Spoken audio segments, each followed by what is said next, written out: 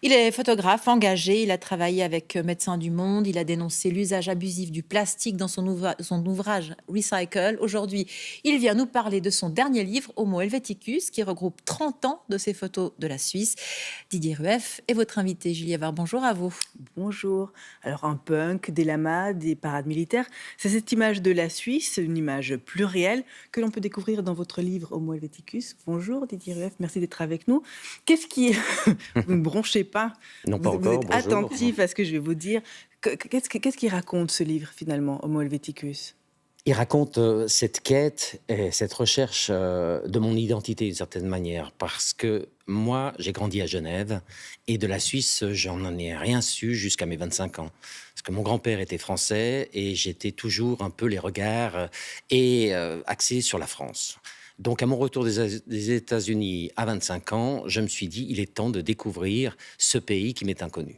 Mais est-ce qu'au fond, il faut partir d'un endroit pour l'apprécier davantage? C'est un peu comme l'amour, plus on est séparés, plus l'autre nous manque. Enfin, vous voyez ce que je veux dire? Bah, Dans d'une l'idée. certaine manière, ça a été une prise de conscience, parce que moi, j'ai vécu à Genève et ça allait bien. J'ai fait quelques courses d'école, j'ai peut-être été une fois au Tessin, mais la Suisse allemande m'était, par exemple, totalement inconnue. Donc il a fallu que je me dise, à mon retour aux États-Unis: «Tiens, mais peut-être qu'il faudrait quand même que je connaisse ce pays». Aux États-Unis, vous exerciez déjà votre métier de photojournaliste? Moi, je suis parti en 85 faire une formation au Centre national de la photo, une formation en photojournalisme. Et j'ai plongé dans la photographie, dans le reportage, la photographie de rue, et j'ai fait un très long travail sur une famille portoricaine. Et à mon retour en 87, ça a été un choc de me retrouver un peu à Genève, perdu, n'ayant plus vraiment de repères. Je me suis dit, la meilleure des choses à faire, c'est de prendre cet appareil photo et d'aller dans la rue, de faire des photos et de commencer à découvrir un peu ce qui m'entoure. Et justement, qu'est-ce que vous avez découvert, que vous ne connaissiez pas de la Suisse, que vous ne doutiez pas? Mais d'une certaine manière, en fait, j'ai tout découvert parce que je ne connaissais rien. Donc, qu'est-ce qui m'a intéressé, c'est d'aller essayer de travailler sur le mythe, le fameux mythe suisse. Qu'est-ce que la Suisse? Alors, j'ai commencé par les choses les plus simples. Par exemple, aller vivre à Zurich. Ça a déjà été une grande découverte.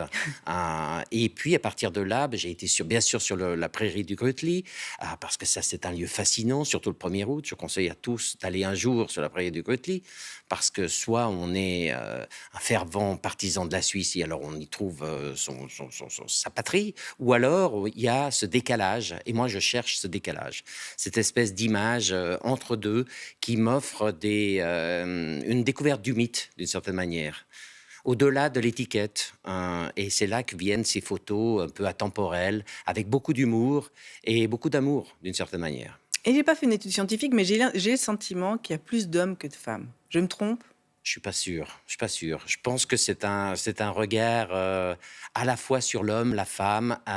Moi, j'adore les femmes, donc je suis sûr d'avoir photographié des femmes. Mais c'est l'homme en général, parce que depuis toujours, je n'ai fait que ça finalement, photographier l'être, l'homme dans sa diversité. Alors, ce que vous avez fait, justement, on va y revenir avec ce portrait signé Isabelle Gonnet. Son regard ne cesse de croiser celui des autres depuis plus de 30 ans, de ces regards qui interrogent, qui témoignent. Tradition, symbole fort, plus fort qu'un discours. Paysan de nos montagnes en 98 raconte déjà une Suisse profonde, intemporelle, si ce n'est la voix de Maurice Chapin. Nous vous présentons ce qui se débat dans l'ordinaire. Sans Disneyland, sans officialité. Loin du quotidien des villes, ce Genevois pure souche prend alors la température du pays qu'il a vu naître en 1961. Formé au photojournalisme à l'International Center of Photography de New York dans les années 80, Didier Rueff balade depuis ses objectifs, là où l'humain l'attire. En Afrique, dans la foulée de Médecins sans frontières. Ou dans les cimetières de la consommation.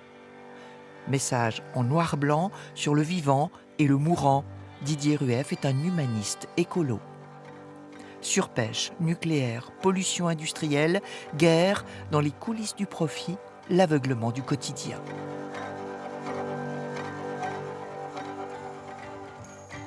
Au centre, la Suisse, pas épargnée, juste fière de ses différences culturelles.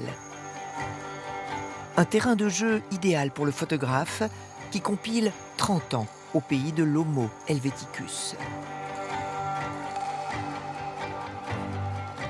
Un regard vivant, ironique parfois, mais qui ne se démode pas.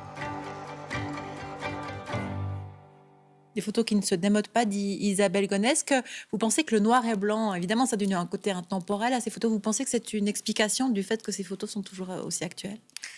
Alors paradoxalement, les photos sont actuelles, mais le temps est quand même passé. Parce qu'il y a des images, par exemple, chez Wenger, qui aujourd'hui n'existe plus puisqu'il était racheté par Victorinox. Il y a un ouvrier qui est en train de travailler sur la fabrication des couteaux suisses et il fume. Donc le temps passe et c'est ça qui est intéressant dans la photographie, c'est cette fascination d'arrêter le temps et de le transcender d'une certaine manière. Quant au noir et blanc, pour moi, c'est juste pour se détacher des couleurs qui nous environnent et puis d'arriver à l'essentiel, à l'âme, Je comprends. au cœur. Vous avez dû faire un tri, 170 photographies. Comment vous les avez choisies? C'était par rapport à ce qu'elles disaient d'aujourd'hui ou par rapport à vos propres souvenirs? C'était... En fait, ce tri, il a commencé il y a 30 ans. Il a commencé un peu avec la première photo. Et chaque fois que j'ai fait des images, parce qu'il y en a certaines qui ont été faites lors de reportages ou lors de ce travail sur les paysans de montagne ou ailleurs, systématiquement, quand il y en avait une originale, une un peu différente, je la mettais dans une boîte. Alors au début, il y a eu la boîte suisse, puis après il y a Suisse A, Suisse B, Suisse C, puis après ça a changé. Et puis tranquillement, j'ai toujours construit cette histoire. Donc en fait, ça fait 30 ans que je construis cette espèce de fil rouge. Et là, sur le livre, eh bien, c'est juste l'apothéose. Elles sont toutes ensemble. On devrait voir une photo et je me demandais ce qu'elle signifiait pour vous, ce dont vous vous rappeliez. Ben, celle-là, elle est très particulière. Elle a été faite en plus ici à Genève. Elle date de 98. De 98, c'était un des reportages que j'ai proposé sur la pauvreté en Suisse. Parce que finalement, ce qui m'avait marqué énormément dans ces voyages à l'étranger, c'est la pauvreté. J'ai voulu faire quelque chose à Genève, à visage découvert, c'est-à-dire qu'il fallait que les gens apparaissent, les noms étaient là. Et là, c'est Jean. Jean était un homme qui est mort peu d'années après cette photographie et qui vivait à Genève. Il venait du Jura et je l'ai suivi pendant plusieurs journées. Il avait un très grand problème d'alcool. Et vous avez gardé des liens?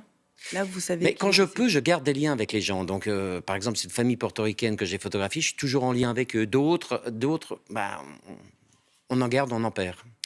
Je ne sais pas si vous avez gardé des liens avec cette femme-là qu'on va voir de dos. Vous allez nous raconter un petit peu aussi cette photo.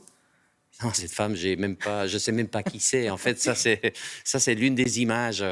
Alors, il y a 2 doigts d'honneur hein, dans mon livre. Le premier, c'est au Tessin. C'est une jeune femme lors de la défaite de Lugano contre Zurich. Et puis le deuxième, c'est celui-là. C'est à la Lake Parade à Zurich. Et voilà, je pense Vous vous que rappelez, vous vous rappelez du moment où vous prenez une photographie? Celle-ci, par exemple. mais je me rappelle exactement. J'étais même monté sur le char et puis j'essayais de chercher des images toujours un peu en décalage. Et il s'avère que là, bah, c'est ce que je fais toujours. C'est un petit peu, c'est un moment unique, mais c'est un moment qui se construit par une décision. C'est la photographie que je fais, une photographie subjective. C'est-à-dire que je monte sur le char, ça c'est objectif, puis petit à petit les éléments se mettent en place. Bien sûr, il y a cette jeune femme qui danse, il y en a une autre devant, et puis à un moment donné, je ne sais pas pourquoi, qui fait ce doigt, je ne sais même pas d'où il vient, et puis il y a ce profil qui rentre dans l'image, donc tout est là. Une photographie peut être objective. Rarement. Elle a quand même un contenu objectif, un fait, un lieu, et puis après il y a tout ce qui se passe autour, et puis il y a un choix. Moi ce que j'aime dans la photographie, c'est le choix. C'est qu'à un moment, on décide d'arrêter d'une certaine manière le temps. Et le choix que vous avez fait pour votre prochain sujet, qui est déjà un peu amorcé dans ce livre-là, c'est les armes. Vous faites un sujet, enfin un travail sur les armes en Suisse. Si vous pouvez nous en dire 2 mots rapidement. Oui, mais j'en dis volontiers. C'est un travail qui a démarré suite à un voyage aux États-Unis, un premier reportage aux États-Unis sur la passion des armes qu'ont les Américains. Et je me suis dit, avec le journaliste Xavier Fillier, pour pas le nommer, on s'est dit, mais finalement, en Suisse, il y a une fascination, il y a une histoire des armes. Donc, j'ai plongé dans ce monde-là. Et c'est assez surprenant. Et l'année prochaine, non, c'est en 2020, il y aura la grande fête du tir. Et là, je serai dedans, en plein. Merci beaucoup Didier Rueff. Vous viendrez nous reparler de votre prochain ouvrage sur Avec les grand armes plaisir. en Suisse. Merci 1000 fois. Je rappelle que Homo Helveticus est paru aux éditions Tilschap Éditions. Merci beaucoup. Merci à Merci. tous les deux de la visite. Merci.